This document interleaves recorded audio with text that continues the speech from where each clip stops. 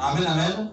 Le livre dont je veux vous parler aujourd'hui, c'est le livre que j'ai baptisé les 10 choses que les chrétiens doivent savoir sur les habitudes et les habitudes de la foi. Je commence avec l'introduction. Les habitudes les plus importantes de la vie, je dis ceci. Une habitude, une habitude est une chose qui est répétitive. Une habitude, qu'elle soit bonne ou mauvaise, elle est en général répétitive. Alléluia. Amen. Qu'elle soit négative, qu'elle soit dans le sens spirituel, comme dans le sens physique, amen, amen, elle est toujours répétitive. Et j'ai dit ceci.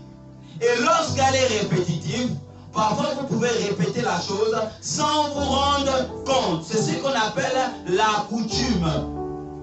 Amen. Parce que quand on parle de coutume, on parle de quelque chose qui se répète. Qui se répète. Par exemple, aller à l'école, c'est une sorte de coutume. Se laver, c'est une sorte de coutume. Parce qu'en vérité, c'est quelque chose que l'on répète.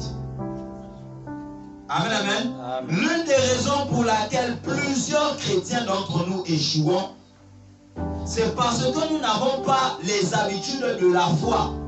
Car les habitudes de la foi nous permettent de pouvoir faire des exploits et de prouesses avec Dieu.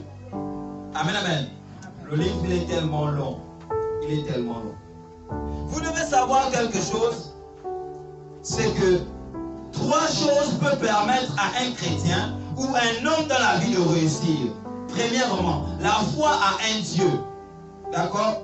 Ce qui peut permettre à un homme de faire des exploits, il doit d'abord avoir la foi en quelque chose. Et nous qui sommes des chrétiens, nous devons avoir d'abord la foi en Dieu. Parce que c'est le premier élément ou c'est le premier facteur qui nous donne déjà la capacité de pouvoir faire de prouesses, ou de pouvoir faire des miracles, ou de pouvoir faire des succès. Amen, amen. Et là, vous allez voir ça dans le livre de Matthieu 17, 14 à 20. Matthieu 17, 14 à 20. Vous allez lire à la maison. Et je dis ceci. La deuxième chose qui peut permettre à un homme de pouvoir faire des exploits, c'est avoir la foi en soi-même.